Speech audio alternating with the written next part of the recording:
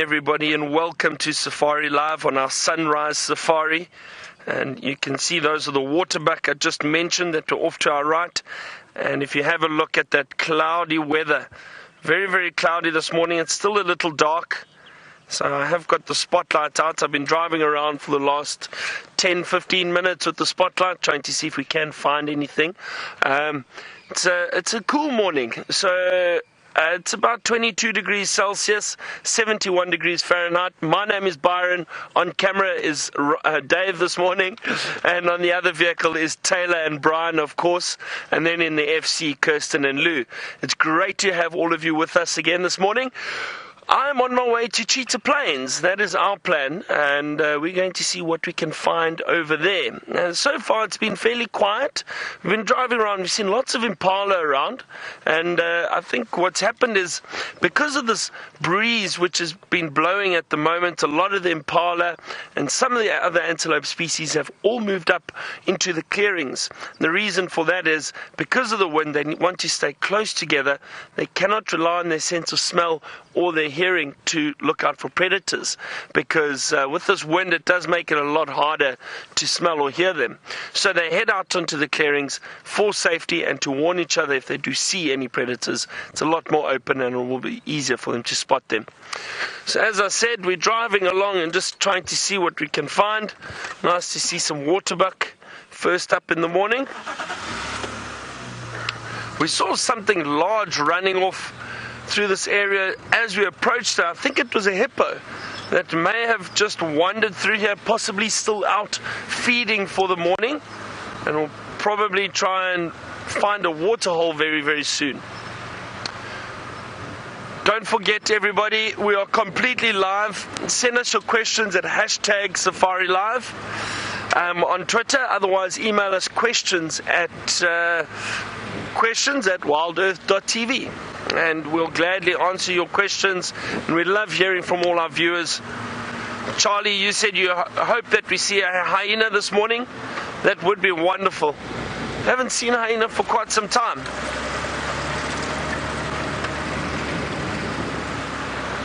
And you never know, it is a possibility. It's funny, Charlie, we've actually seen quite a few hyena tracks in that around on most of the roads in the last 2 or 3 weeks, but just haven't seen them. So not too sure where they're hiding at the moment, but they are around. There's just some more waterbuck off to our left. And have a look, just some females with that white ring around the rump and that very shaggy coat of theirs, very easy to identify. A beautiful waterbuck. Okay, so we're going to continue straight down towards Cheetah Plains and have a good look around those clearings for any animals. While I do that, let's head back to Taylor, and so she can say good morning and let you know what her plans are for the day.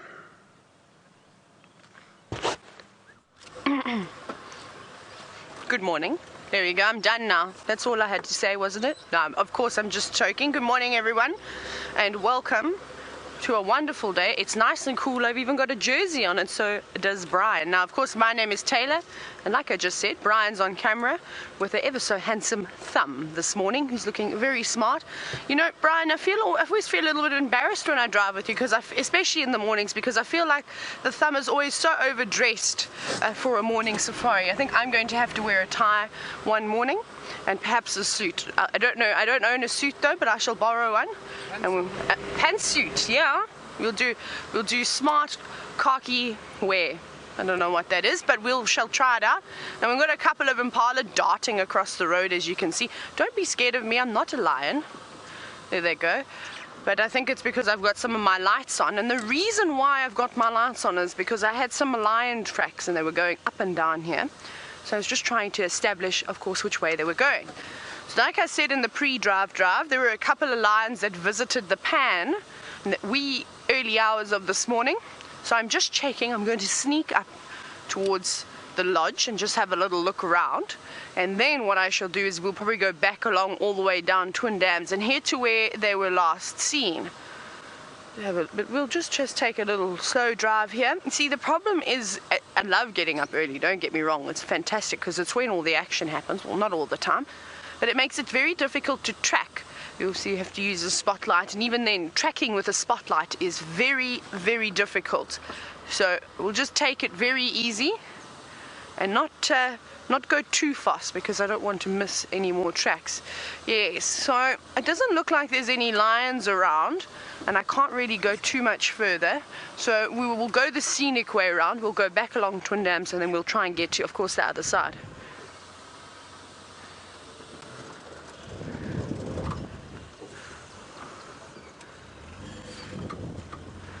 Thank you, Chris. Chris says that the lions went sort of towards the quarantine area, or towards the drainage. So we're going to have a look here. I did see tracks. It's going to be very difficult to show you now this morning, I'm afraid. But there's lots of impala around, and they seem to be quite relaxed and just really scared of me today. And as we were coming along this way, there were lion tracks coming both towards the pan and then going away. But the fresher tracks looked like they were actually going away, going sort of back east, southeast-ish. So we'll go down there and we'll have a look. So I came down Wahlberg's Road, and that's where I saw all the tracks. So let's continue further east, and then we'll do a big loop. I wouldn't surprise me if they were in the drainage line. It's like their permanent home. They love it. I was actually saying this morning, they are always in this drainage line, whether they're south of the drainage or north of the drainage. This is where they live, and it's not a bad spot. They've obviously seemed to have worked it out. I don't know how well this technique is going to work in the summer months though, because the animals are not going to be drawn to the drainage lines as much. Well, because there's going to be lots of leaves on the trees, so lots of shade all around. And then of course the more rain we get, well, they're going to move further and further away, because the open plains all have nice long grass on them. But we shall see. So we'll just take it easy around here. Fantastic. So now we're going to carry on searching, and hopefully the next time you come back to me, I'm going to have some lions for you. But let's go back across to Byron, who has got some impala.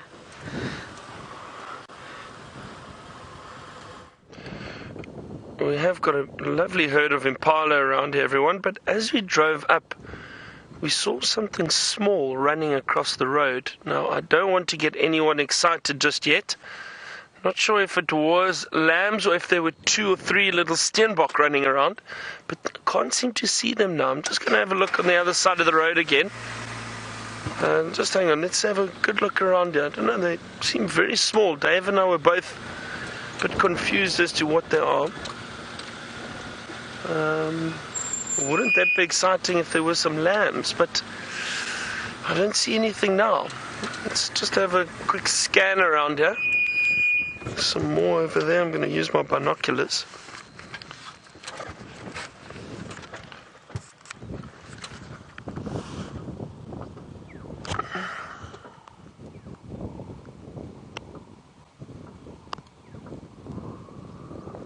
No, I don't see anything. Just the adults. So I think we got a little excited there for nothing. I think it was perhaps 2 little Deka or steenbok. We saw them, and again, as we said, the light isn't great at the moment. We saw them from quite a distance driving down into Seri. We just saw these little things dart across the road, and it may have been a pair of Deka or steenbok that just ran past the impala. So I don't see any sign of anything else that size around here at the moment. But it would have been very exciting if there were some lambs. I think we've got 2 more days until my prediction. I said the 9th of November. Dave, what did you say? Also around there, so could be interesting. Who knows, very soon. And those of you who are watching and wondering why we say that is because the impala have a strict breeding season. So they all give birth around the beginning of November, beginning to middle of November. And that is why we've been taking bets on when we're going to see the first impala. Look at that nice group of males with females. This is a nice herd. Quite a large herd. Very, very playful this morning. This cool summer's morning makes for a change. Because it has been very, very hot, and yesterday was incredibly hot. Yesterday was about 98 degrees Fahrenheit. And now we're down to a cool 71 degrees. And I wonder if this, but I do think that perhaps this cloud cover will burn off a little bit later. And it may become quite warm again. Not sure. Kirsten did tell us earlier, she checked the weather and there was a chance of rain. Was it a 20% chance? Yeah, so not a huge chance, but a chance nonetheless. And we do need the rain, everyone. It is still a little bit dry, even though the bush has started to transform, because we have been fortunate. We have had a bit of rain here on Djuma, which is where we are this morning, in the greater Kruger National Park, right up in the northeastern part of South Africa. And we have had some rain here. So this area is looking fairly green already, and you can see all these antelope are enjoying the green grass and a lot of the green trees around. It's funny, but just south of us, not too far, maybe 15, 20 kilometers south. So what's that, about 12 miles or so, 12, 14 miles south of us, and it's still very, very dry there. Those areas have not had any rain, and it's very, very barren, very dry, so still going through a drought. So we do need a lot more rain. Hopefully we'll start getting some fairly soon.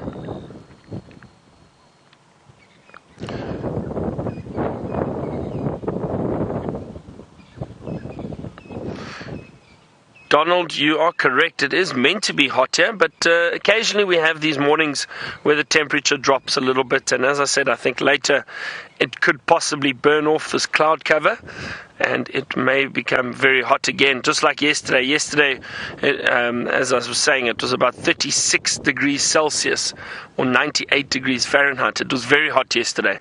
We cooked all evening, actually, and only, I think it was about 2 or 3 this morning, the temperature really started to drop. This cool breeze came in and a bit of cloud cover, and it does happen now and then. Look how playful these Impala are. They're wonderful to watch. It really is lovely to see them.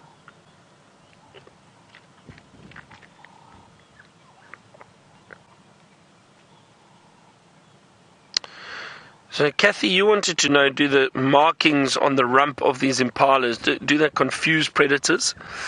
Kathy, I don't think those markings are there to confuse the predators. There are few reasons, excuse me, sorry, a few reasons, or theories rather, why those Impala have markings on the rump. So the one, and probably the main one, is that those darker markings attract the ticks to those areas around the rump. And if you have a look, that female, her head was turned there now, but they are able to then turn around. Oh, look at that. Wow, that's amazing. You see them jumping. Very playful this morning. And so they are able to then turn around and groom themselves or clean themselves and get the ticks or bite the ticks off of them. And then it's easier to reach. They can reach those markings. So the theory is that darker skin coloration or darker hair attracts the ticks, and then they are able to turn around and basically clean themselves and get the ticks off of them. That is the one theory. And then also the other theory is just it helps with a following mechanism, a way to follow each other away from predators. The Impala also have white tufts under the tail, and you'll see every time they flick their tail, you'll see the little white tufts. But if they are startled, they lift their tail up, and you see, there we go, and you'll see the white very clearly, and that allows them to follow one another too. So, few reasons, but don't believe that it is there to confuse the predators in any way. And those of you who were with us yesterday, we had a wonderful afternoon. Got to see lions and leopard.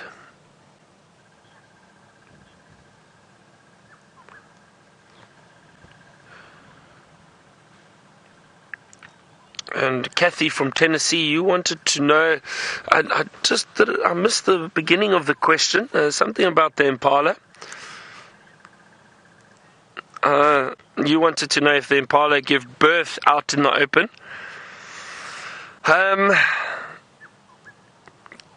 Kathy, I'm not, to be honest, I think often what happens is they'd prefer to give birth just in the thickets, where they're a little bit more or better hidden. Look at those young impala, young males just playing. That was not proper fighting; they were just playing.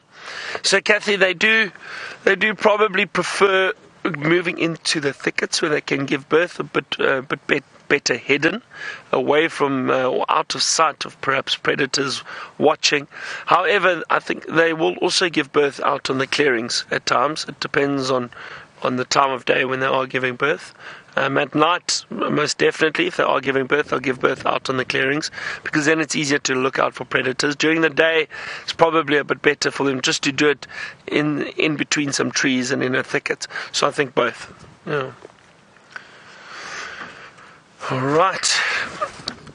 We are going to continue towards Cheetah Plains, everyone. And I think the next time I speak to you will probably be on Cheetah Plains.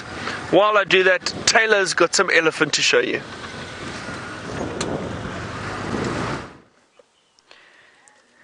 We've got many elephants, and they are eating the roots from this variable bush willow tree, as you can see. She's crunching away.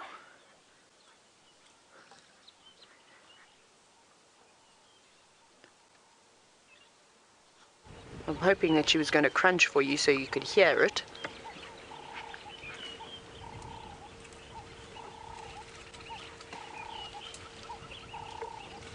No, she's doing everything now but eating the root. But when they eat the roots, it almost sounds like they're biting into a juicy ice lolly, sort of a crunch, but it also, you can hear the moisture that's in these lovely roots. And that's why, one of the reasons why they eat them. Let's see if she now...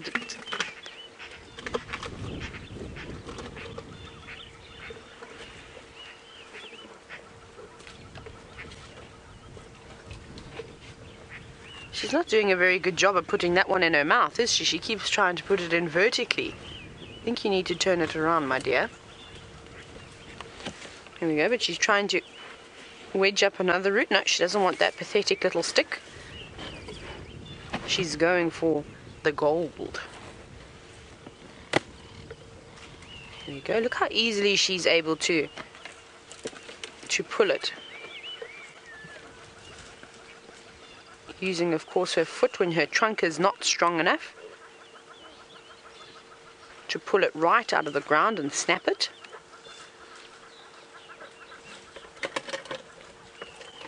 Isn't that amazing? Look at those toes as well. So they've got the 4 toes on the front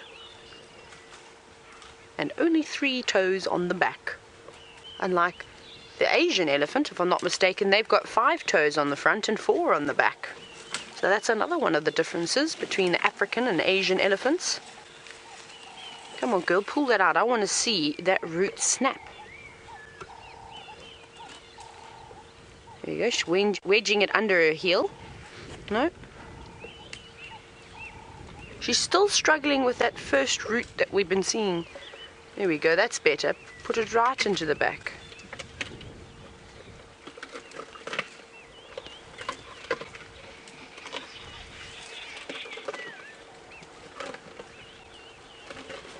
Now you can hear what I mean when I try and describe it as squashing or chewing on a, not quite a frozen ice lolly, but something sort of in between that. It sort of sounds slushy as she munches through that. Isn't that lovely? Come on, now pull that big root for us. Oh, it seems as, here we go. Just digging it out a little bit further. Oh. She did that very easily. They seem to enjoy the roots from the bush willows. That seems to be the most sort of, between them and the marula trees. Just in my opinion, that seems to be their favorite roots to feed on. So they must have quite a high water content in them and lots of nutrients.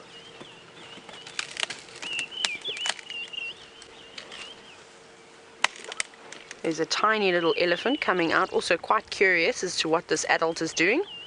Perhaps it's her calf.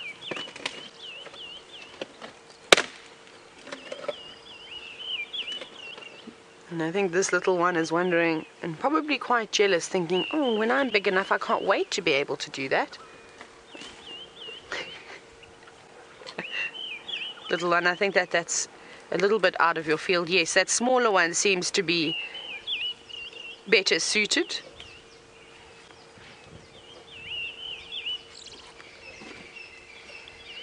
Now, as we watch this little one, you can see it's struggling to really control its trunk. And you see how it's going in and trying to actually bite the root off with its teeth.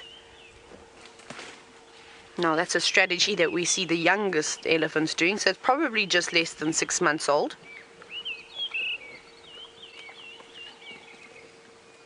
But you'll get there one day. There's no point in rushing life. Just take your time and learn every day, little elephant, and eventually you'll get as big and strong as Mom.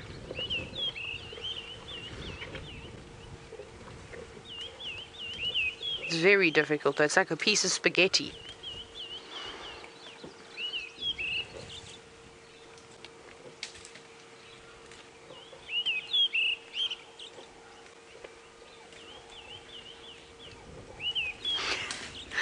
I'm just looking at this little elephant's face, and it doesn't look like he's too impressed with, of course, the roots, and probably wondering what the fuss is all about. But of course he hasn't quite eaten the nice tasty bits just yet.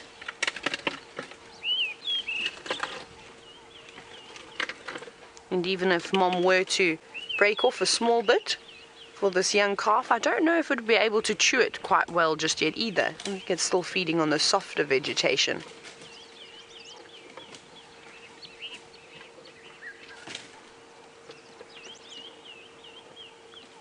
The Ellies are very calm and collected, and I think that they're enjoying the cooler weather today, as the last couple of days have been very, very hot and humid.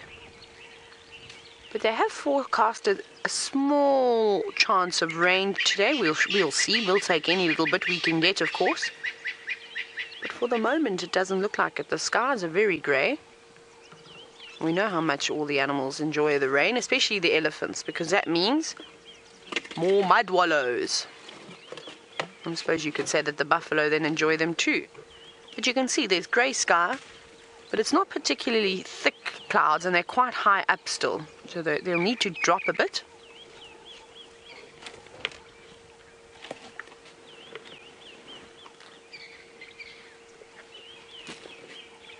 It seems as though these two are going to feed you for quite some time.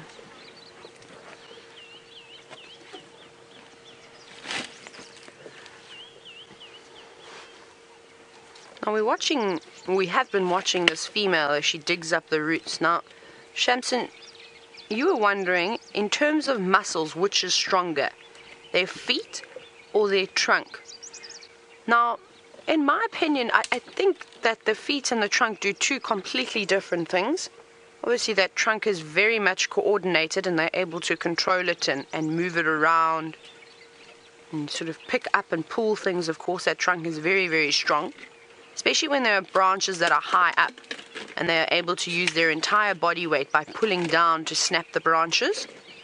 But even when they push trees over, they don't directly use their trunk. They sort of curl their trunk above their head and then push against the tree like that, using their body strength. So I'm going to have to say I think that their feet, their legs, are probably the strongest.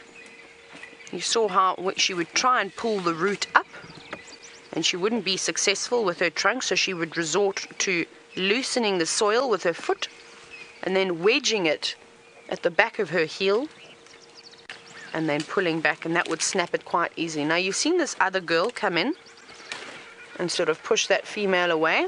And two little calves here now.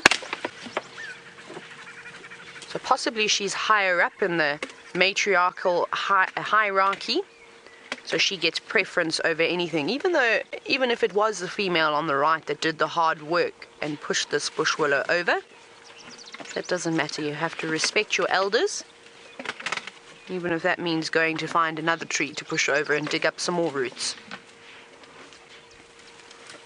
Now the calf on the left you can see is substantially older than the one on the right. You can just see by the height. And let's see if it's able to also pick up a couple of roots. You can actually see it's digging for itself now. It was shuffling its feet around. So already it has learnt that if you want to try and dig the roots up, you need to move your feet around. Probably not quite sure just yet as why it's moving its feet around. But it's seen Mom do that. Oh, look at the injury that it has on its trunk. Can you see that? Now I wonder what would have caused something like that. It doesn't look too serious though. And most of the wounds we see on animals, it won't be. It looks like it could have been an abscess. What do you think, Brian? Yeah, maybe. Maybe. You see how it's slightly swollen? I don't know if it was a thorn or something that punctured into the trunk of this little Ellie and perhaps a thorn got stuck in there, and often the abscesses will form around it.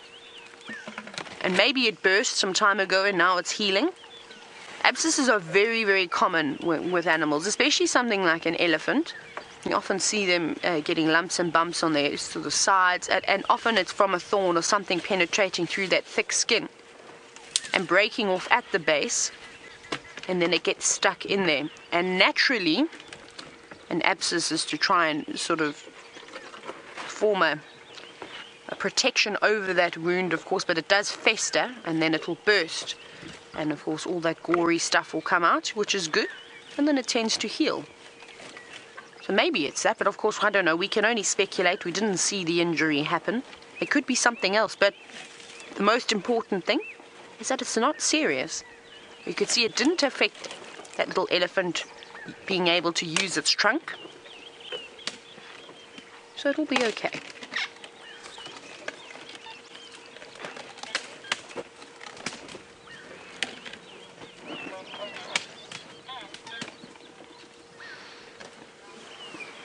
Now, dark tranquility, seeing as though we've got a very good view of these elephants' feet at the moment, you were wondering, do elephants ever break off of their toenails, or do they get any infections in them? I've never known or read anything or seen any documentaries about infections of the nails, but we know as humans that it's quite easy to get a type of a fungal infection in your nails. But if you look at their toenails, they're sort of quite dense and thick, and unlike ours, I don't know if there's sort of a gap, or as sensitive as a gap if you just look at our fingernails, how you're able to, if you clip your nails, of course, you obviously get the extended bit that we can cut that doesn't have any nerve endings in it. There's also opportunity for things to sort of penetrate underneath our nails. Now, I don't know if it's the same with an elephant. I've never touched an elephant before. I've never even had the opportunity to look at an elephant's feet really close up. Oh, big girl. Definitely working hard for those roots. But there's always a possibility, and I think just as they're walking around, they're obviously filing those nails down. It's the same thing with I almost said the horses, with the zebras and the wildebeest and everything that's got hooves out in the bush. As they're moving around, all the different substrates act as a natural nail file. And I always just find it incredible how something like a zebra or even wild horses don't need to have their hooves sort of tended to by a farrier, whereas if you look at horses for competition, that's something that you get done quite regularly. It depends if they're serious competition horses, but I remember we used to get our horses' feet done every second month or so. The farrier would come around and clip the hooves and clean them out. But they look quite robust and tough, and I think their feet are very important to an elephant. And they're covered with that thick hide as well, and of course all the padding underneath their foot. So I think it would be quite difficult for them to get something like that. Now, Kathy, you're wondering why are their feet so flat and round? Now, the wider the base of the foot, the better surface area that elephant has to sort of travel. So remember, these elephants are also massive. So they need a wide surface to sort of hold all of that body weight. I don't think it would be very difficult for that elephant to balance. I think if it had hooves, for instance, like a giraffe. And I don't think they would be able to carry all of that weight. So they've evolved so that they're wider. And also with the different substrates that they're walking over. If they're walking over sandy areas, an elephant would probably find it much easier to to walk through a sandy area rather than an impala, because an impala's got tiny little hooves and they would just sink into the sand. But this way, when the elephant puts its foot down, it doesn't sink straight into the sand. It should sort of walk onto the top of the surface. It's like walking in snow. You often put, I don't know, what are those things called, Brian, that you put on your feet when you walk? I have no idea what the word is. Possibly you could help me out there. But they look like tennis rackets. Yeah. We don't have any snow down here. I've never seen snow before. How crazy is that? So I don't know the lingo. And that's exactly what an elephant foot does. Is it is able to walk on these softer surfaces without sinking right down, even regardless sort of their weight, of course. But you can learn every day out here, so maybe you can teach me something this morning. If you can tell me what those large tennis racket-like things are that you put on your feet when you go walking in the snow, please let me know what they are so I don't call them tennis rackets anymore. You can either do that by hashtagging Safari Live on Twitter, or you can even send an email to questions@WildEarthTV, and Kirsty will kindly feed the word in my ear to save myself from further embarrassment. You can see, look at that elephant now, twisting and turning its trunk, not bothered by that little injury at all.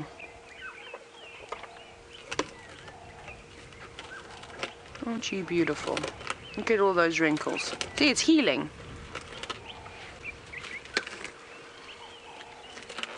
Now, I don't know if you saw when that elephant opens its mouth how its tusks are just starting to protrude. We'll see if it turns its head again. Now, it's still got quite a bit of growing to do before it reaches the surface. See them there? Look at that. You see those little gaps where those tusks are going to come out? There it is. So this is what I say. So they start growing them from a very early age, but it takes almost 2 years before they can before we'll be able to see them with the naked eye without them having to open their mouths at quite close quarters. That is fantastic. Look at those folds of skin, and that's often what gets quite itchy with the elephants. You know, if you saw there's sort of skin that forms around that tusk, and quite often you'll find the elephants sort of curling their trunks back to the top of their heads and then rubbing their tusks on a branch or something along those lines, and I can imagine that must get quite itchy, especially if there's dust and things going in there, like this elephant is obviously covering itself with now. Now, Jason, you were wondering if a snake could penetrate through an elephant's skin. I think it would depend on where on the body, because we see elephants going through some very nasty thorns and coming off with sort of a surface scratch, almost like if you were to take your nail and scratch your arm, you get that sort of white coloration on it. So I'm not sure. I've never seen elephants with snake bites before. Maybe their skin is just too thick. If a snake had to bite it on the foot, I don't know, because their skin can be quite a few centimeters thick in certain areas. If a snake were to bite an elephant, I think on the ear, then yes, that is very, very thin, sensitive skin. And I reckon that they would probably then, yes, be affected by the venom. But maybe you've read something or watched something where elephants have been bitten. I've never really come across it before. Maybe even on the tip of the trunk, because that's quite sensitive if it got sort of bitten inside where the little fingers are. Maybe. But otherwise, I think those feet are really hard and robust. I just want to listen to the Game Drive radio very quickly, just because I can hear some chatter.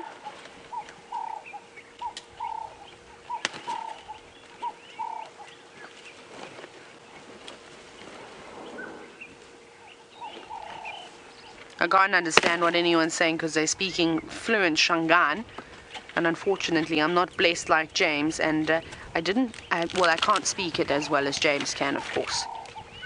I can speak Xhosa a little bit better. Yes, I'm ready for my tennis racket shoes. The proper word, thanks, Kirst.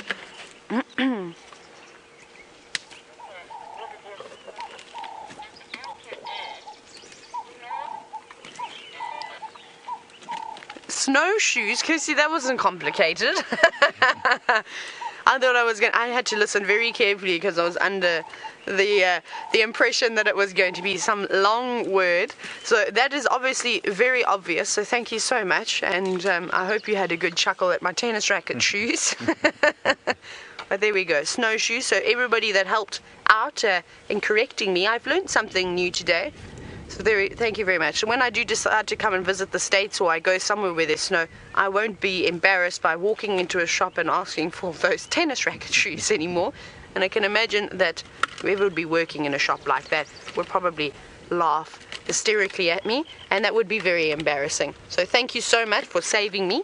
I shall now remember that. Snowshoes. Now, we're going to continue a search for the Enkahumas. I'm going to have a chat with a few of the guides now. But I believe that Byron has safely arrived on the plains of the Cheetah.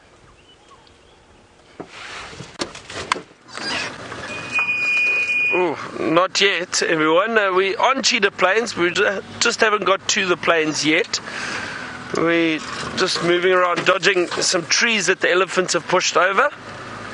And I'm going to have to move this aerial. Otherwise I might get an aerial in the eye. Oh, these brakes this morning. It's one way to wake up.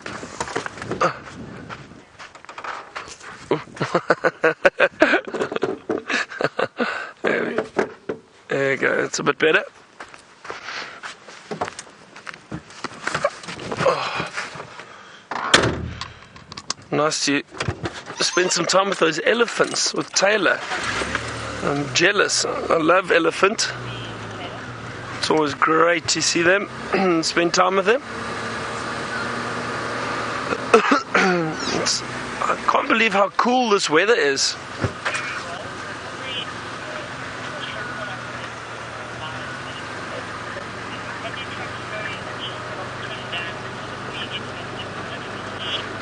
James, you say that you heard or read that Mala Mala reported that the cheetah males that do occur in this area tried to bring down a young buffalo calf that had been abandoned, and that could definitely happen, which is interesting. And I wonder, but you say they failed. Did they fail? Anyway, it's very interesting, but it just shows you how opportunistic those cheetah are. Even though, buffalo is not prey that they would generally go for, because they are so big. But a young calf that's been abandoned, those cheetah brothers would go for it. But I mean, the fact that they weren't successful just shows you probably why the cheetah don't hunt young buffalo. A bit too big, a bit too powerful for them, perhaps. But that is very, very interesting.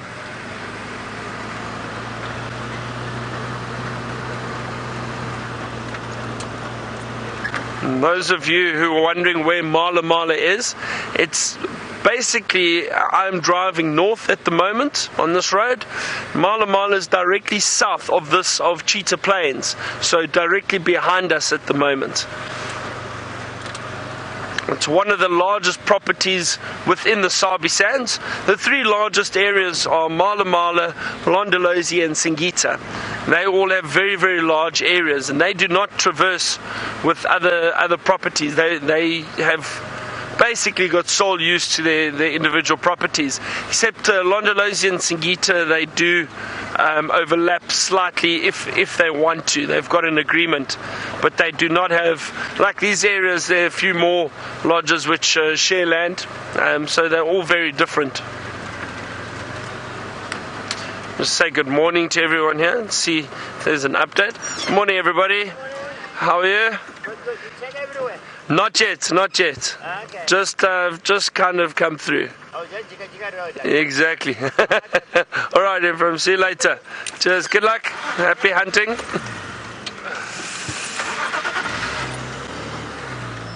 Some guests on their morning safari.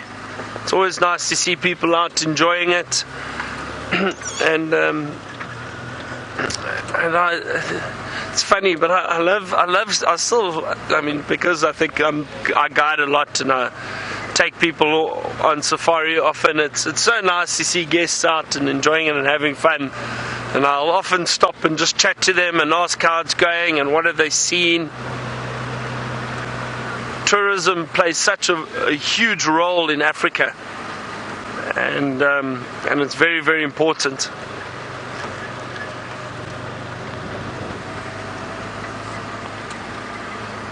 So they also have not seen anything yet, but the fact that we're checking these areas together, we may become lucky later.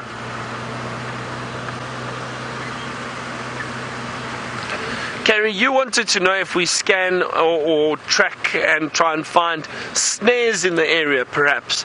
So, Carrie, fortunately, these areas are well controlled. There are anti-poaching units which patrol the areas and that, but also with us being out and tracking and looking for animals and walking through the bush, if we do come across any snares, we'll obviously take them out. So while we are out looking for the animals, we also look for things like that. But excuse me, I've never come across snares in this area at all. I think, if anything, you probably get them on the outskirts of the game reserve, right on the edge, close to the fence line, where the communities, some people from the communities may get in and try to set up snares. That could potentially happen, but within the center of these game reserves and the center of the park, chances of finding snares are very, very slim.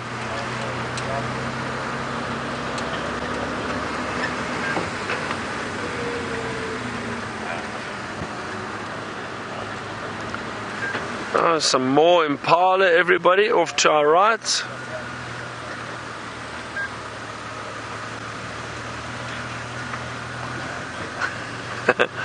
Sue in Wisconsin, you wanted to know, have vehicles ever hit animals while on safari? If it has happened, Sue, I haven't heard of it. You know what, I wouldn't be surprised if it has happened, but I think generally speaking, no. However, animals have hit vehicles, so the other way around, and we know with elephants charging vehicles, rhino, buffalo, I know of a few incidents and people who have been charged by those animals. I think a little bit of it is because they get themselves into situations that they probably shouldn't have. But the bush is unpredictable. The animals can be unpredictable at times. So you've got to always be careful. But I don't know if I know of anyone that's hit anything. And I'll maybe ask around a little bit and see if anyone else has heard of something, but it's unlikely, because, to be honest, we're driving very slowly, Sue, and we're scanning, and even if the antelope run and dart in front of the vehicles, it's usually easy just to quickly slam brakes and they'll run right past. So I think there's very little chance of hitting something, unless you're just speeding and driving recklessly.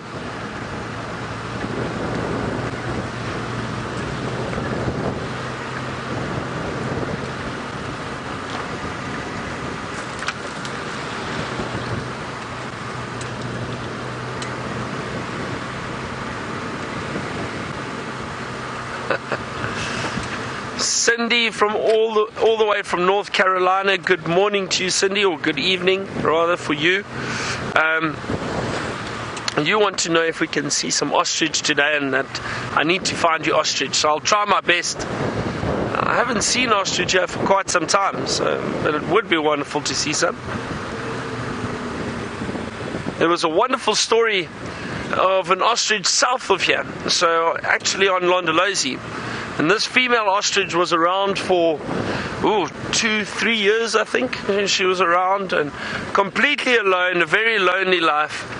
And it was funny, after a while, she started to get used to the vehicles. And this female ostrich would come up and walk right next to the vehicles, stand and come and investigate the people on the vehicle, and then start picking at the rubber and the dashboard, and she'd just pick at it, and she'd hang around, and she'd fluff her feathers, and she'd do this little ostrich dance, and then move off again. And she did that for a long time, and it was wonderful. Earlier this year, a few months ago, 2 male ostriches came running through the area. They must have come in from the Kruger, came running through, and these males were basically challenging one another for dominance, and the one managed to chase the other one off and mated with that female ostrich, and she laid eggs, what was it, I think it was about 2 months ago, if I'm not mistaken. She laid eggs, and they did hatch, despite, and I found this fascinating.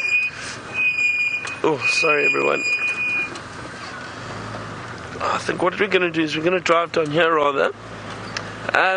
So what had happened was the eggs did hatch despite the eggs and the nest being raided by hyena, and we got to see a few of the eggs being scattered around, and a hyena tried to raid the nest. Don't know, I can't remember if they actually got some of the eggs, but the ostriches gathered them together again and continued to incubate them. And amazingly enough, a number of them actually hatched, which was fantastic. But I believe there's only 2 or 3 left at the moment. And but they are still around, these little chicks. Are there 4 left, Dina? You've just sent through a comment. 4 little ostrich chicks left. Just saw some vultures here, everyone. Have a look. There is still one in this dead tree just off to the right. You may see it now. There we go. A white-backed vulture. So that's interesting, Dina. So there are 4 of them left. That's wonderful. So these little ostriches are moving through the area, which is great. I wonder if that female is still so friendly, and if she still walks up to the vehicles. It'll be interesting with the little chicks. But they are strange animals, and you'd think, that it's just nice to see an ostrich, and they're interesting looking animals, and all these birds that walk around, and you don't really get to see how big they are until those ostriches get next to the vehicle. They're massive. They really are big animals. And the ostriches too, they're quite intimidating, because they'll go and they'll pick at things, and they've got these massive, massive toes and claws, and they can do some serious damage if they had to kick you. So it's an intimidating bird, that's for sure, when you do get very close. Wonder what, I think, to be honest, everyone, I think these ostriches, these vultures have been possibly just roosting in these dead trees for the evening, maybe starting to move off now. It's not to say that there's definitely a kill in the area. Just having a look around to see if I see any movement on the ground, but I don't see anything just yet. What is... hang on, there's some zebra off to our right. Let me just see if I can get us a little bit closer. Moving through the thicket. So just because you see some vultures in a tree doesn't necessarily mean there is definitely a kill around. Could be, but also they do roost together and they look for dead trees. So that is why I think all those vultures were probably just in those trees this morning. Hang on, let's see if we can see some zebra. Maybe through here, Dave. There we go. Oh, wonderful.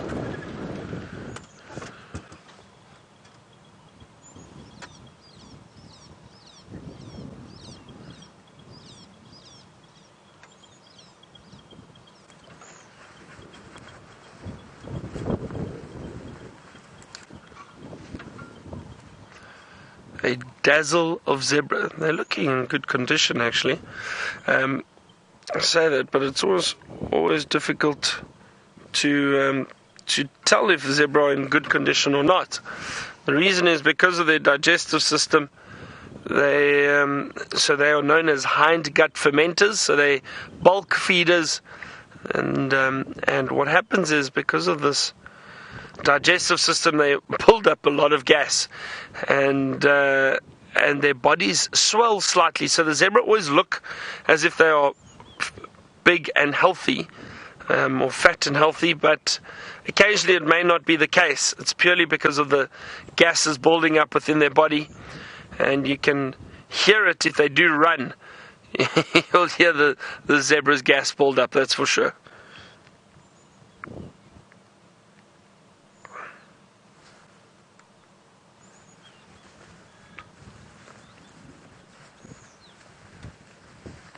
And they're enjoying this green grass, this bit of green grass that's around at the moment.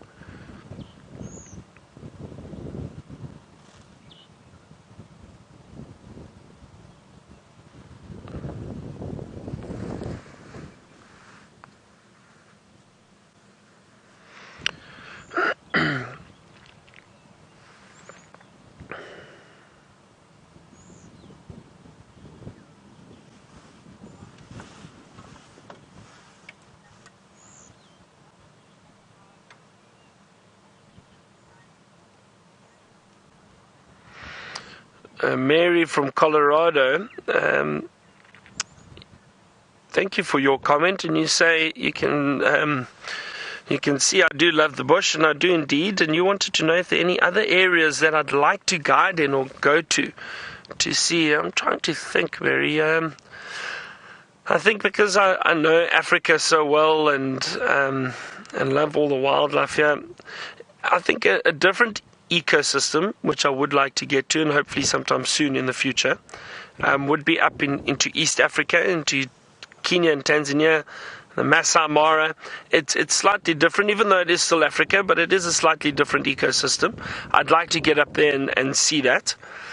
And then, there's something about South America which intrigues me. I'd like to perhaps see part of South America, perhaps the Pantanal.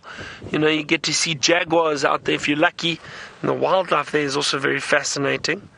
So perhaps South America. And where else? I'd like to go to Madagascar. Madagascar is very different. You've got lemurs and strange creatures out there, so perhaps Madagascar. And where else? I mean, a friend of mine and I always used to speak about seeing snow leopards, and that would be wonderful. Love to see snow leopards.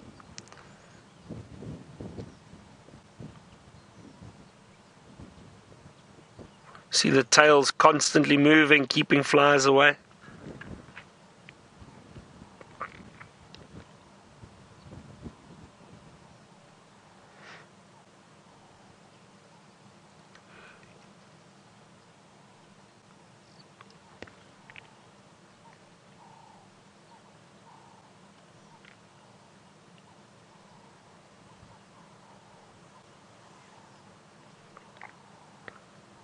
It's a lovely cool breeze this morning.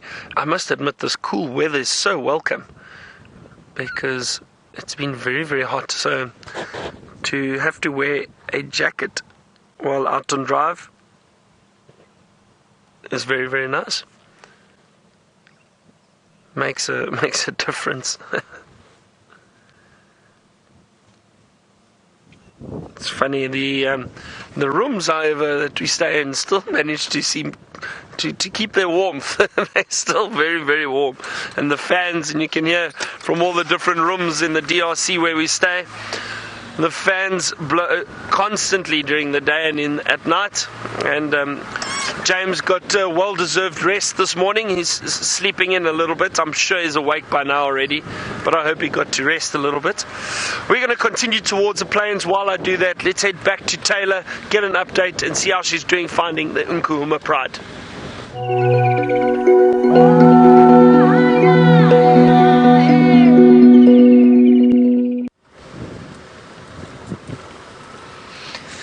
We haven't had much luck yet with the Enkahumas, but there are a couple of guides that are sort of helping us out, and I haven't seen any more footprints. I still couldn't work out where those other tracks went. However, I believe that from the other afternoon we very briefly saw a buffalo disappearing down and towards Vultures Dam, and I believe that unfortunately it has passed on, which is quite sad to hear.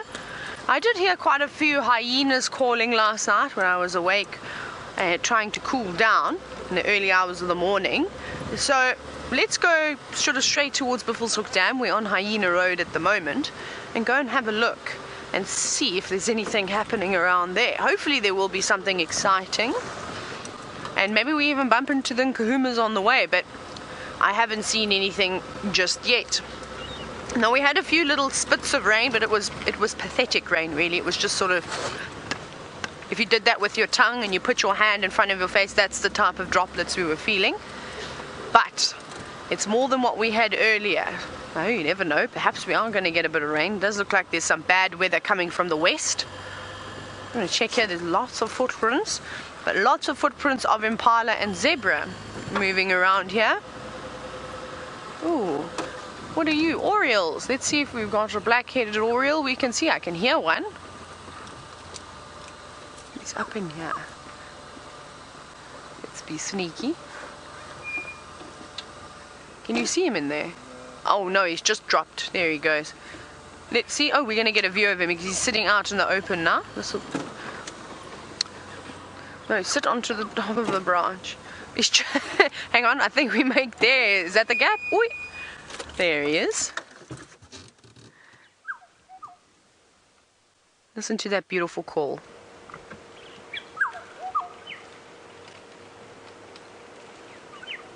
And off he goes. And it seems like there's an elephant just feeding to the right of him.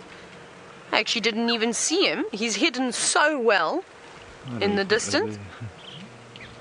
You could, is that in there? Yeah, look at that. Only reason I spotted that elephant was because I actually heard him, or she, I don't know who it is. There seems to be quite a few of them coming out of the thicket. We might be having an elephant day today. I think so far we've seen in the thicket about 3 different herds of elephants, which is fantastic because, like I said, a couple of days ago, or for the last week or so, we haven't really been seeing the breeding herds, just a few members. But let's carry on. Let's not get too distracted, as I'd like to go towards Buffalo's Hook Pan. So let's go over there. Hi, elephants. If we see some more elephants that have come out of the bushes, we'll definitely have a little look at them. Now, I know that Byron was chatting about different places that he'd like to work, and a place that I'd like to work or guide again in is Zambia. I very much enjoyed Zambia. Anywhere in Zambia would be fantastic. Okay. Let me just quickly... Okay, copy. I'm on Hyena Road, almost at the fire break, so I think I'm closer. I'll quickly check Buffalo's Hook Dam. I know there's that dead buffalo in the watering hole. Right, so it seems as though Taxon has picked up some more tracks a little bit further west, though, on Central of the Lions Crossing. So they obviously crossed through that drainage. Sorry, I almost fell out of the vehicle there. I almost got attacked by a thorn tree, and then I went into a little hole as well. It was great fun. Sorry for that. But I think we're going to head straight to Buffalo's Hook Dam. But I'm also scanning as we're going through here, because possibly they have gone towards that buffalo. I didn't see any tracks though so far on Hyena Road, but this road is also not the greatest for tracking, as it's got quite a bit of clay in the soil, and the ground seems to be very hard at the moment with only a couple of sandy patches.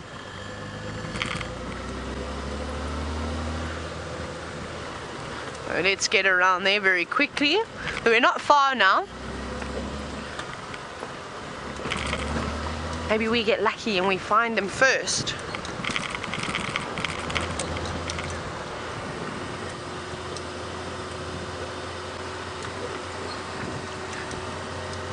Okay, so it seems like this is quite interesting now. So what we're doing is, it sounds like Taxon is going all the way towards Inyala North, and hopefully there's somewhere between where we are now and Buffalo's Hook Dam and Inyala Road.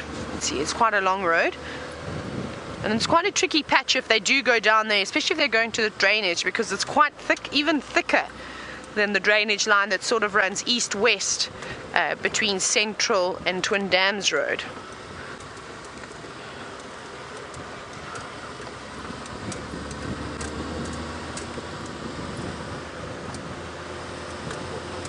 Everybody's got the same idea as us. They also think that they've gone towards that dead buffalo, which is unusual when it comes to the Enkahumas, because you know what they're like.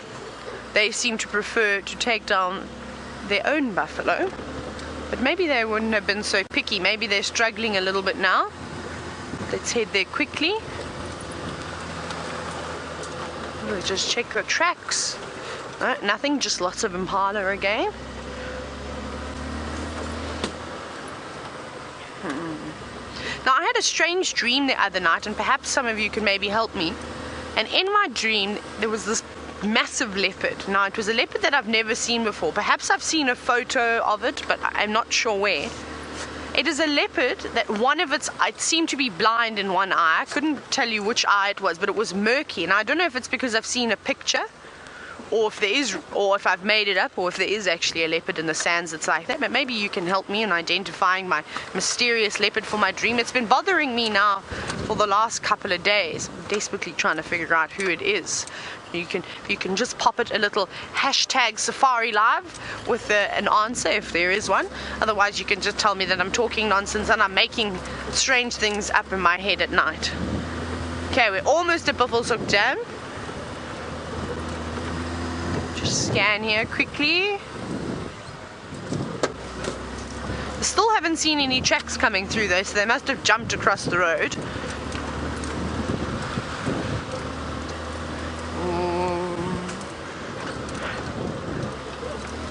It's getting colder, hey Brian? Might have to add another jacket, a waterproof one, to keep the wind off of me. Right, we're going to turn down one of the entrances to Vultures Dam.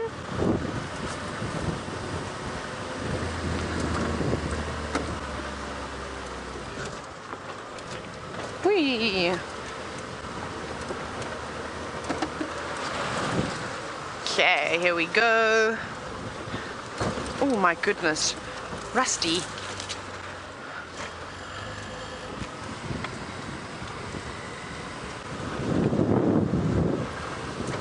Now, of course, you also all need to keep your eyes open in case you spot the lions before I do. Here we go. Fingers crossed. Fingers crossed for hyenas or lions.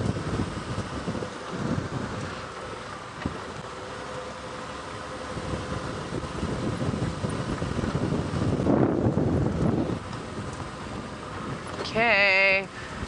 Who have we got here? We're going to just drive up a little bit. We're going to just go to an open view so we can scan and check the entire dam nicely. Are you ready? Oh. Right, here we are. And I can't see anything just yet. I can see a hippopotamus. And of course, you can see that buffalo just on the other side of the dam. But it doesn't look like anything has eaten it yet, except there's a terrapin by its tail. Can you see those terrapins moving around there? I think that they are pulling the ticks off of that buffalo. There's quite a few of them around. But we'll try and go around and get a closer look, because that'll be quite interesting to watch those terrapins. So no hyenas, and it doesn't look like there's any lions either. But it looks like Henry, the hippopotamus, is here. Hello, Henry. Are you a bit miserable because it's cold this morning? He doesn't look very happy, does he? Henry, I must be honest, I'd prefer to have a cooler day than that hot sun, especially because you don't have a nice tree to provide you with some shade. You should really think about moving into Chele Pan. It's quite nice and homely there, and it doesn't look occupied. Not interested. Okay, fine. Don't take my advice then. That's okay. Maybe he's not very happy that there's a buffalo sharing his watering hole with him now. But let's go around. Let's go a little bit further forward, because I'm quite keen to watch those terrapins do their thing and pull the ticks off. That's something we don't get to see all the time.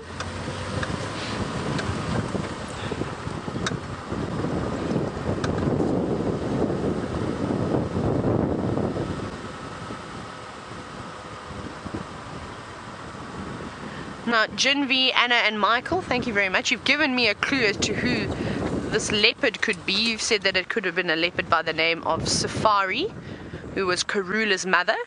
And apparently her one eye was sort of milky. And that's exactly what it looked like. It looked like she was blind in one eye and it was milky. So I didn't make that up, but that's bizarre. I didn't even know who Karula's mother was. It's quite interesting. And you can see that's the tip of the horn sticking out of the water.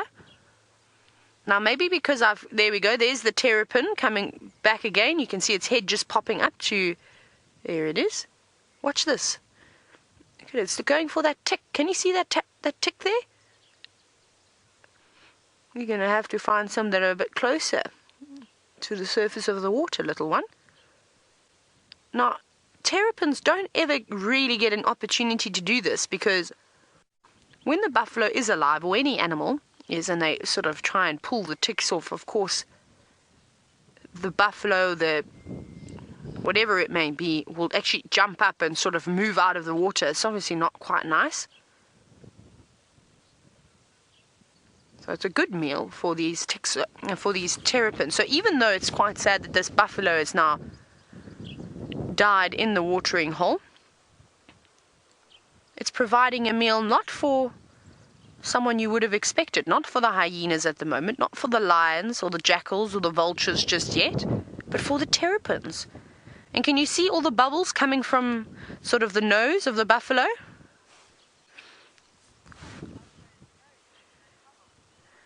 And Lucy, I know that you actually pointed it out that it's blowing bubbles. Now what that probably is it's probably the gases. It's sort of coming out of this buffalo now. Very, very slowly. That's probably what's going on there. All the methane gas building up inside of it. You can see its stomach has swelled quite a bit.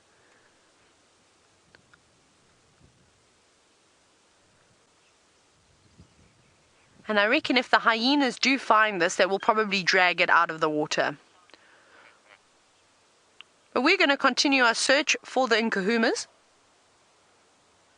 What was that? Did you hear that? Elephants. Was it elephants? Okay, I'm just checking because I'm now on edge because the lions could be around. But we're going to continue our search. Let's go to Byron with a warthog.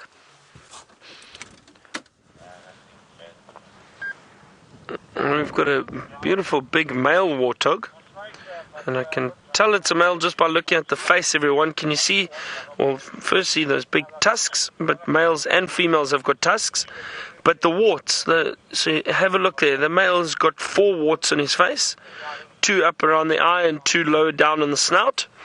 And whereas a female only has 2, there you can see this male has got 4. So easy to identify a male warthog just by looking at the face. 4 warts as opposed to the 2 that the females have. And this one's really, really relaxed, which is wonderful. Quite a big male. And you can see those big tusks. They would probably do some serious damage.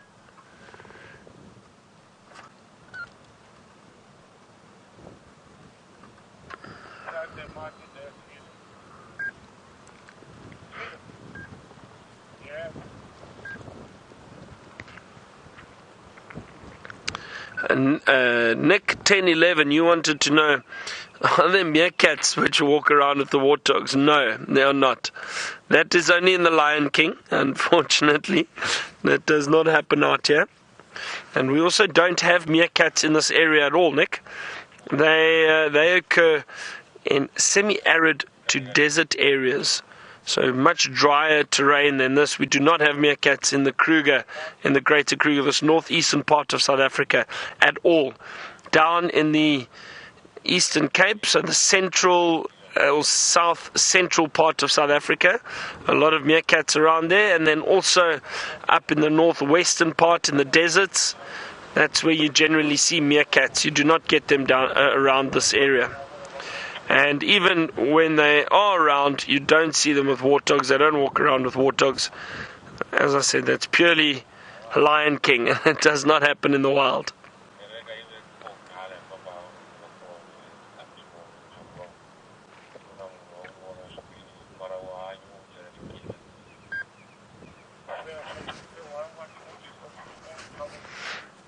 So we're actually right up against the boundary with the Kruger National Park, and everything, well, directly behind that warthog. So everything, all those trees, you can see there's a bit of a road through there. This is the Kruger, or the boundary between the Sabi Sands and the Kruger National Park. And as you can see, there are no fences, so the animals can move freely between the areas, and we've said that before. So this that's why this is one of the largest national parks in Africa, and the Greater Kruger is about 3.2 million hectares, or roughly around 7 million acres altogether. It does extend a bit into Mozambique as well as into Zimbabwe. So it is a very, very large area.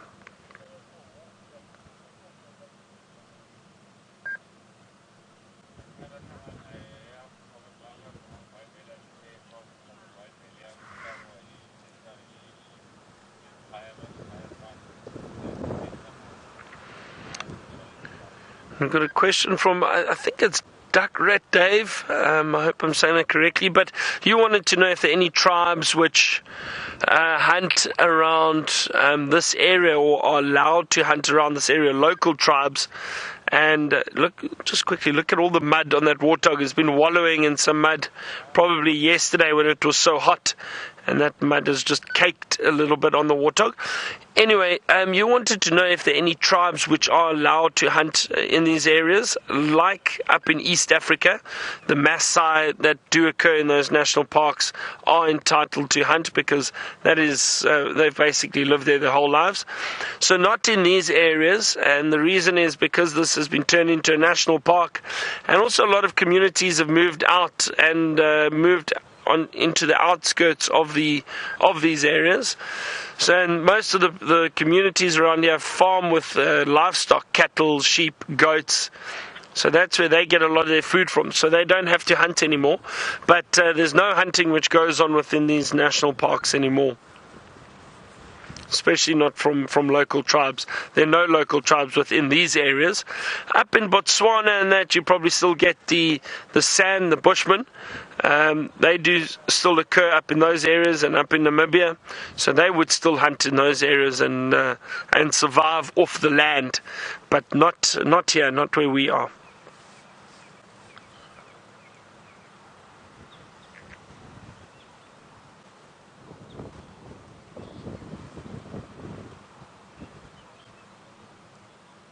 Defender, you asked if I've ever had warthog bacon before.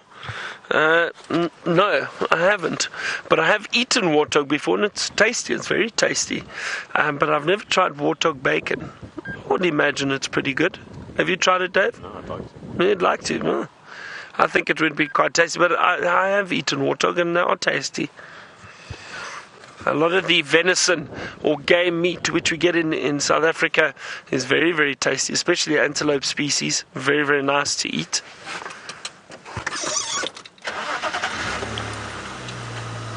This warthog's been very, very relaxed with us being around. Thank you, sir. Let's continue and see what else we can find. Maybe a pangolin or an aardvark. Who knows?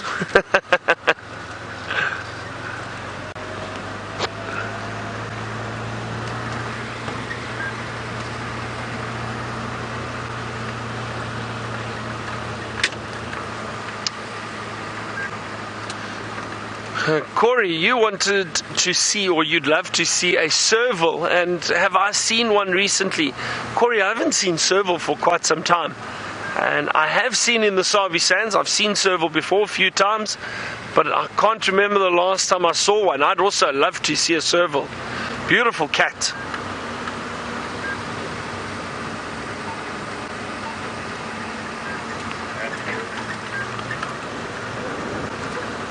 See what else we can find. This weather hasn't changed much. If anything, it's just got a bit cooler. Felt a few drops earlier. We thought maybe it was going to rain, but I think it was just threatening. It doesn't look like serious rain clouds or anything, just very overcast.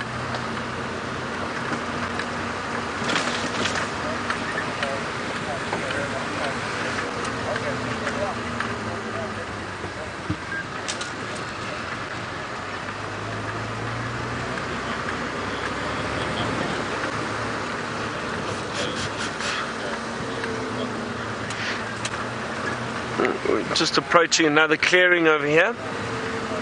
Let's see what else we can find. And we do know there are those side-striped jackal which we see occasionally on cheetah plains. Would be nice to see them around again. Maybe, if we're lucky.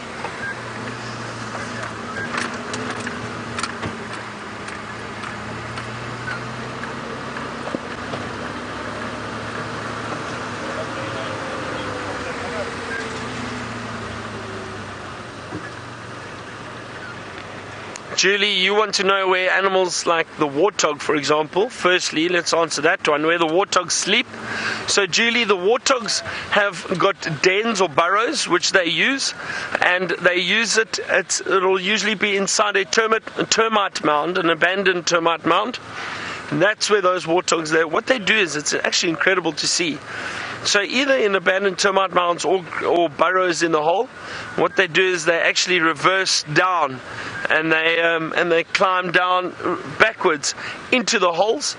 And for one of the main reasons is for safety. So they've got those sharp tusks like we just saw on that warthog, and if they do feel threatened in any way, they'll come out very, very quickly, and they can charge whatever it is that threatens them.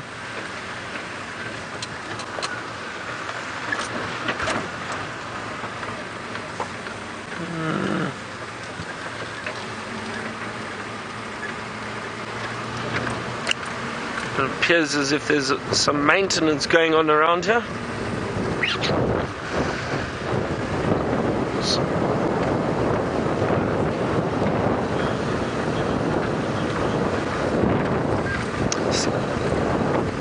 Sandy from Canada, you want to know if there's a curfew. Sorry, let me just see. I think they're working in this whole area. We're going to have to go around, everyone. They're possibly just trying to fix a dam, perhaps. I think that's what they're doing over here.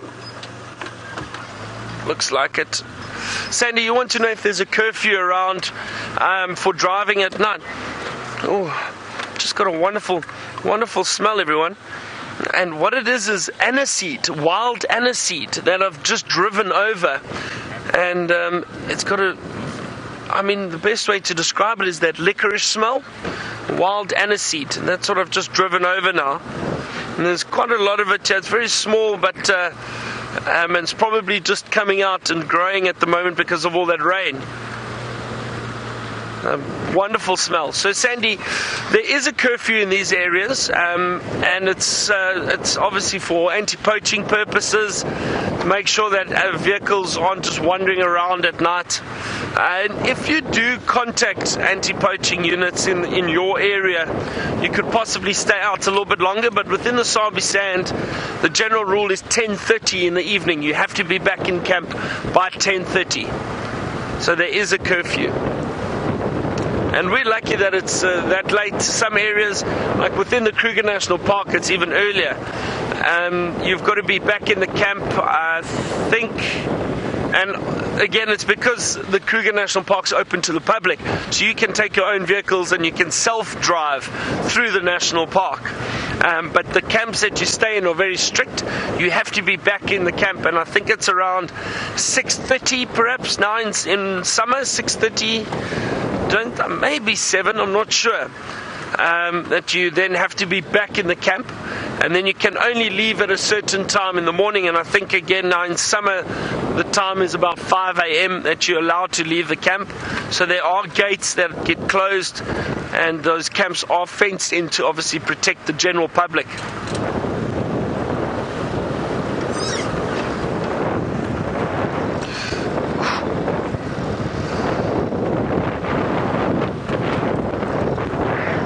Very windy today, everyone, and I think that's possibly why we haven't seen too much wildlife. And you can probably hear in my microphone, but when it is so windy and it is a bit colder, the animals do react to the weather, and they may move deeper into some thickets to try and get some shelter, get out of the wind, because also it's difficult for them to hear or smell predators if they are around.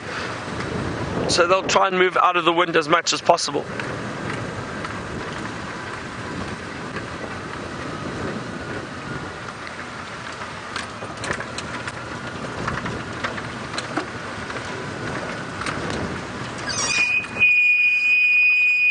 Sorry, breaks again. I just saw something interesting that I just wanted to chat about.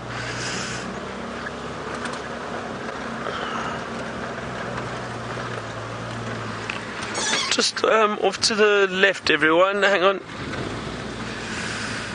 There we go. Dave will show you. Look at this carcass. All the remains of a carcass. It's a very old carcass, and I can tell it's old because it's been spread out, and those bones you can see have been gnawed at by some other animals and completely spread out. So it is an old carcass, and this is a buffalo carcass. You can tell it's very large bones in that, and there is also a buffalo skull around here that's just off to the right. We'll show you that shortly. Just over there you can see the buffalo carcass, or the skull rather. But why I wanted to stop here is just to explain something quite interesting, some animal behavior, and it's a pity we haven't seen it for quite some time. But these carcasses play a vital role for a lot of animals. And I say that because obviously a lot of predators get to feed on it. So most likely what would have happened here is perhaps the lions killed this buffalo, so they got to feed on it. Then you have the scavengers which will come around. So perhaps hyena, maybe the jackal, maybe some other little creatures, a civet or a honey badger, perhaps, maybe, just picking on little bits and pieces that are around. And then the vultures. And then obviously like little carrion beetles and that type of stuff, that those little insects that'll feed on these carcasses. So a lot benefits from these carcasses and from dead animals. But another thing that is interesting is some of the herbivores will also benefit from this. And and one of the animals which will most definitely benefit from this is giraffe. Now, some of you might be thinking, how will a giraffe benefit from this? The giraffe will come and actually bend down and pick up some of these bones and chew on the bone. Now, that is a process known as osteophagia. It's the eating of bone. And giraffe do it because they need the calcium and the phosphorus, which is very important for the growth of their own bones. And that's why a lot of the time you'll see with older giraffe, they do get a lot of calcification around the head on those ossicones, those horns on the giraffe, and around the back of the head and that. And so they do feed on the bone, or they chew on the bone to get the phosphorus and the calcium. They're not the only ones. There are some smaller antelope species that do it, and it's fascinating to see. So it's, as I said, it's known as osteophagia, and it's very important. Animals will do it to get nutrients that they need to survive. So even herbivores will benefit from a carcass like this. And it reminds me of a funny story. I was once driving guests, and they were a little bit nervous to be on safari. It was their first time, which is understandable. You don't really know much about the area and what to expect. And while we were driving around, this lady kept asking, every time we saw something, she was like, are those animals going to charge? Will they attack us? And it would be like antelope, maybe wildebeest or kudu, and I'd keep reassuring her, saying, no, we are completely safe, don't worry. And then we came around the corner and we saw some giraffe, and she said, oh, what about the giraffe? I said, no, don't worry, the giraffe are also herbivores. We don't have to worry about them. They'll also move away from us. The animals aren't out here to get us, and these herbivores especially, they don't eat meat, and they feed off the leaves and off plant material. We don't have to worry. She said, okay, and we continued driving, and I promise you it must have been 5 minutes later. We came around the corner, and there was this beautiful big male giraffe standing in the middle of the road, and it had an entire Impala skull, just the top part of the skull actually, with these horns sticking out of its mouth. And this giraffe was chewing on the bone and looking at us, and the lady got such a fright, and she shouted at me. She said, you're lying to me, these giraffe clearly eat the Impala, what's going on? To explain that afterwards was very fun, but it was just purely to chew on some of the bone. But to see these horns coming out of the giraffe's mouth was very, very funny.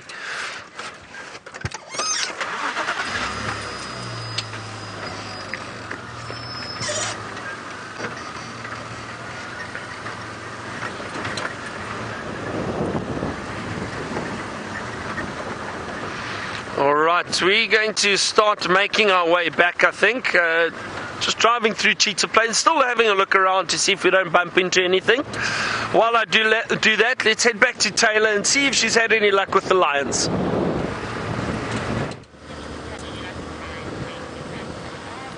We have indeed had some luck with the lions. It was fantastic. Taxon found them on Quarry Pan Road, so we're making our way there. We're not far now, and this is what it helps so much to have more than one person trying to track down the animals, because you're able to check twice as many roads. So thank goodness for Taxon. So they must have just been jumping across from drainage line to drainage line, and well, he got lucky. Now we need to get on down there. We need to get off Hippo Pools Road, and we'll have to go all the way around again. That's okay, but we've got some zebra up ahead. Hi zebra! I shall show you the zebra. There's lots down this way.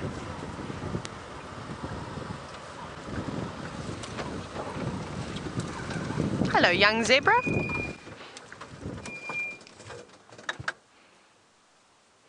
And this looks like a foal from probably last year sometime.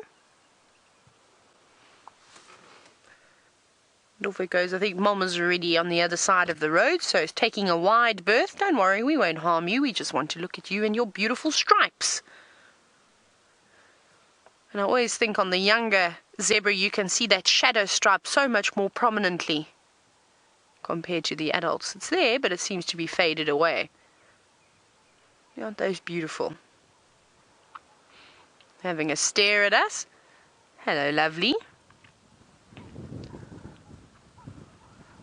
Now it's getting really windy. I can feel a couple more drops coming down. Now, zebra, you better be careful, because I believe there's some lions on the road you were just on. I should probably try and find out which side of Quarry Pan it is, because I'm sort of in the middle at the moment. Andrew for Taylor. Andrew, just confirm, are those lions closer towards Buffalo's Hook Pan side or closer towards Cheetah Cutline side on Quarry Pan?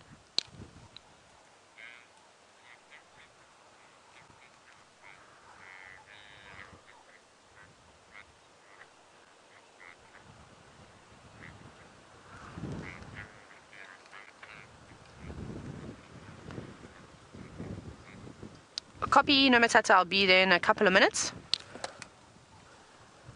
Okay, so it seems as though we need to actually go on to Drakensberg Road towards Central. So let's get a move on though, because I'm not sure if the animals are moving or not. And well, you know what the Enkahumas are like. As much as I love them, they do like to walk in some thick vegetation. Occasionally, they behave like Karula. So off we go. Let's go down here. Bye, zebra. See you tomorrow. Woo! It's very cold now. My goodness, and I'm also going to have to just push my hat down. I apologize for the strange noise, as it otherwise it's going to blow off of the top of my head.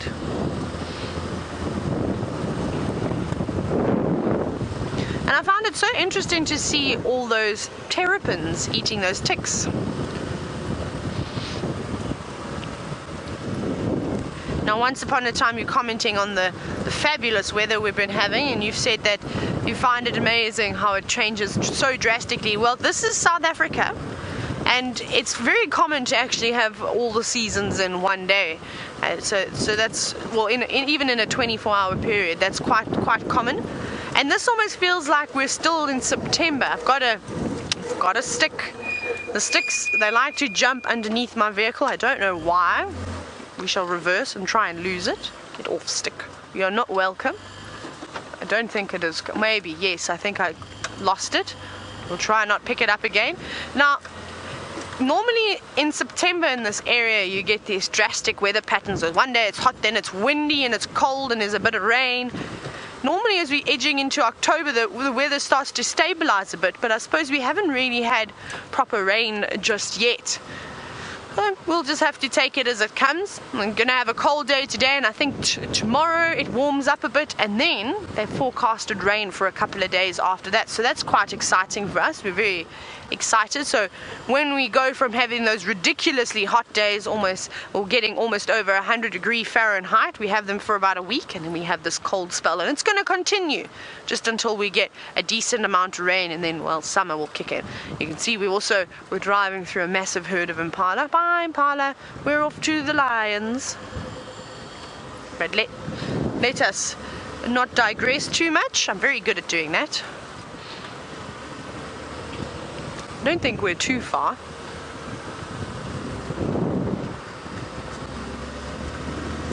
Oh, there they are. I've got them.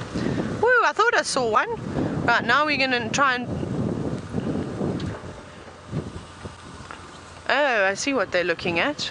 Okay, so there's some... Have a look at that. Can we show everybody the impala very quickly that are right there? Look at that. Just want to show you the prey. All those impala are not far. Now I'm going to try and move into the sighting with the lions. And I don't know if the impala know that the lions are there just yet. It's quite interesting.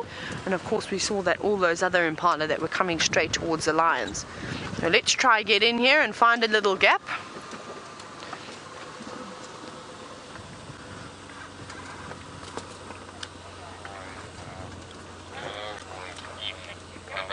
So I'm just turning the Game Drive radio off because it makes lots of noises. Sorry, Kirsty, I didn't catch your message for a second there. There was quite a bit of interference.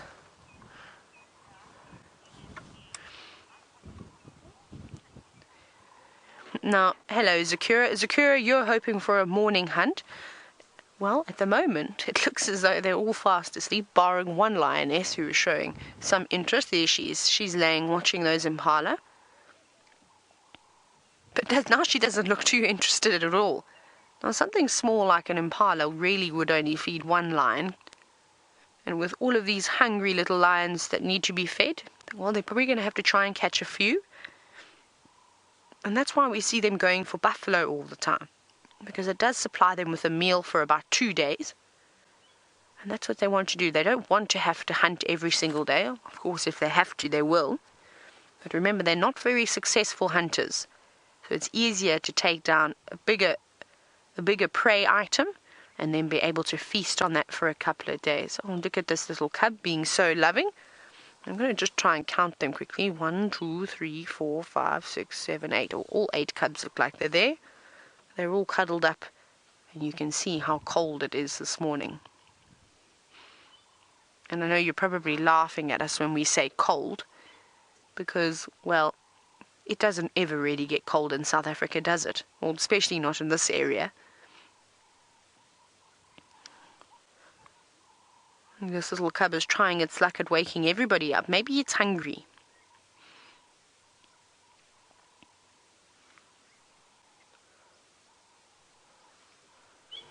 Now, I don't know when the Enkahumas last ate. It feels like ages since I last saw them. This is what you call multitasking, of course, licking and scratching yourself at the same time. But the cold weather hasn't chased the flies away. You can see they're still flying around, trying to get the moisture from the eyes and on the nose. And of course that little cub is trying its absolute best to shake them off. Looks like that one has seen the impala now. So I believe that yesterday James was actually saying that it looks like they're not scratching as much, which is fantastic. That means that possibly the mange that some of them have picked up is disappearing, and another lioness has now seen the impala. I'm just going to look over my shoulder to see how close they are. They're still about the same distance away, but what I'm interested in is those impala that we saw just before we arrived here, because there's another big herd. There must be a few hundred around here, because they were on the same side of the road as the lions, and they're probably only about 50 meters away from them. And of course, that hunting instinct now clearly showing in that little cub.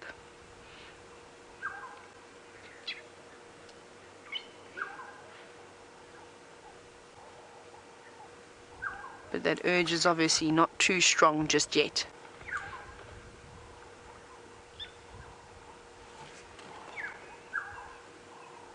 I think there's some elephants in the distance as well. I just heard some branches cracking.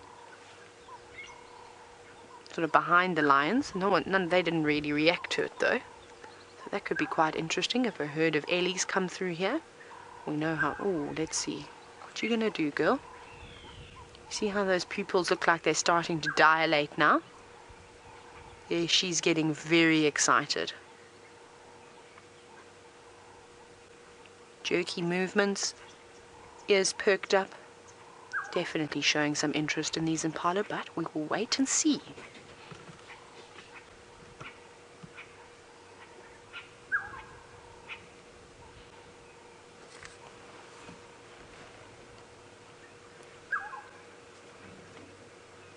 Just looking back again at the impala. The impala have absolutely no idea these lions are here. Whether it's because they're sort of downwind of the impala, I'm not sure. Can't really feel too much wind.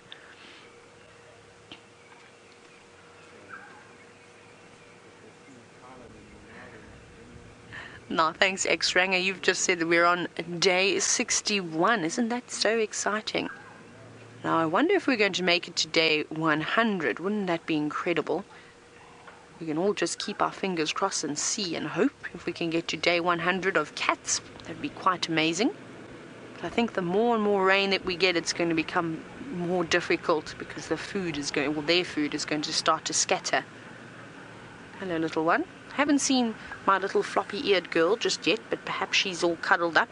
There's a few of them, they're all sort of all scrunched up in one little ball. But they're looking lovely and healthy. The Enkahumas, their coats look nice and clean. They're looking in brilliant condition.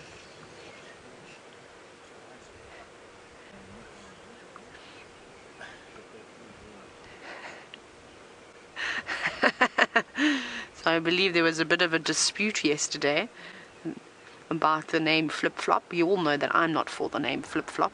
I like to call her the floppy-eared girl, but I've forgotten the name that Amanda told me for sort of cheeky and sassy, something along those lines. Because I think that would suit her quite nicely, because Mandleve, which means ear, I think it's taken, and of course you've got that hyena that's named Floppy Ear, so we'll try and change her name. We'll maybe try and get it to something that suits her personality. So this afternoon, I'm going to get Amanda to tell me the name again, but I'm going to write it down, and I'll also write it down phonetically so you can have a look at it, so we can learn how to say it, and well, you can tell me if you think it's a suitable name. I think it's quite nice. And I'm not going to try and say it because I fear that I'm going to mispronounce it. But I think she does deserve a local name that describes her personality.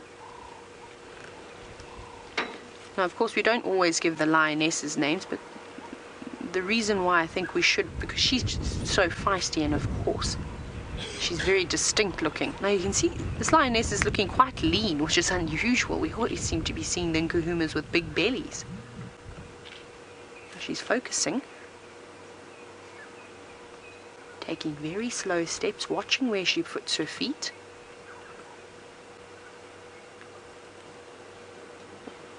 There we go, very delicately. She's actually making quite a bit of noise. Come on, girl, you can do it.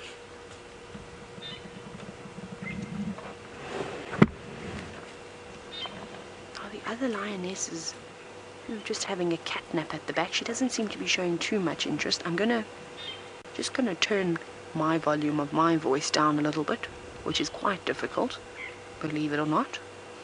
My dad always said I only had one volume, and that was loud growing up. Serves him right for having a house that echoed.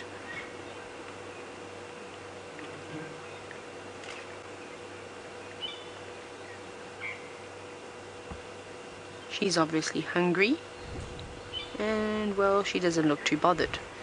How many lionesses are here? 1, 2, 3, 4, 5. Oh, cool. They're all fantastic. All 5 lions are here, which is lovely. I think this is the first time in quite some time that I've seen them all together again.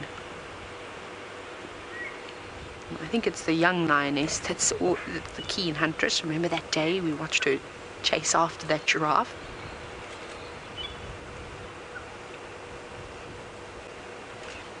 Because she's so young, she is very keen. Remember, she's also still learning various hunting strategies and she's constantly improving.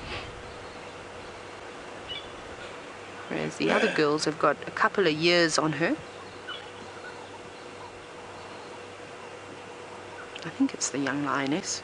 I didn't see any mammary glands when she was standing. She's a little bit smaller than the other girls too. Big yawn. Oh, look at those lovely teeth.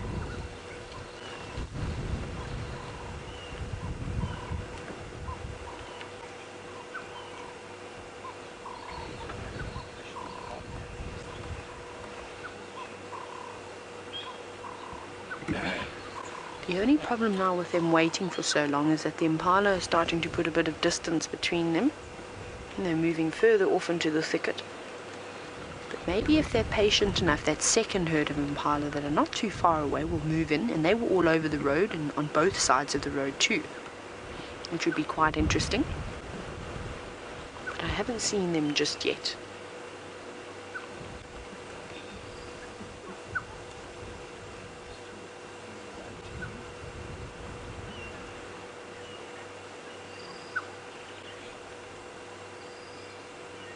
You know what, and I can hear that black cuckoo shrike again in the distance, which is very exciting.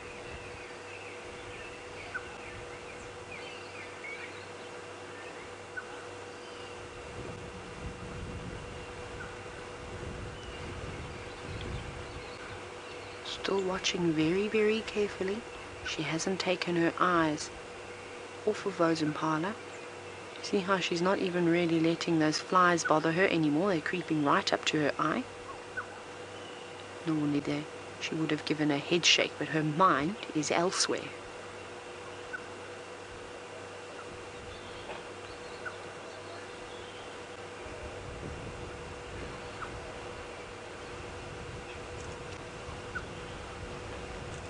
Now there are lots and lots of impala here, so she does have that on her side. Those impala are incredibly athletic. They can easily outrun a lion. They don't have the element of surprise, and even just outmaneuver when they leap and bound around. But what I suspect she'll try and do is she'll probably try and rush into the herd and make them scatter. And then by causing a frenzy, she'd probably be able to snatch one that sort of got a bit disorientated and lost. And that's sort of the idea. And we often see them doing that when the impalas have all had their lambs. Is those little ones get disorientated quite quickly. So sort of rushing at the prey causes that frenzy, and it allows for one of the other lions or a couple of other lions to have an opportunity to take down something like an impala. And of course this is quite sad, but this is actually really, really difficult antelope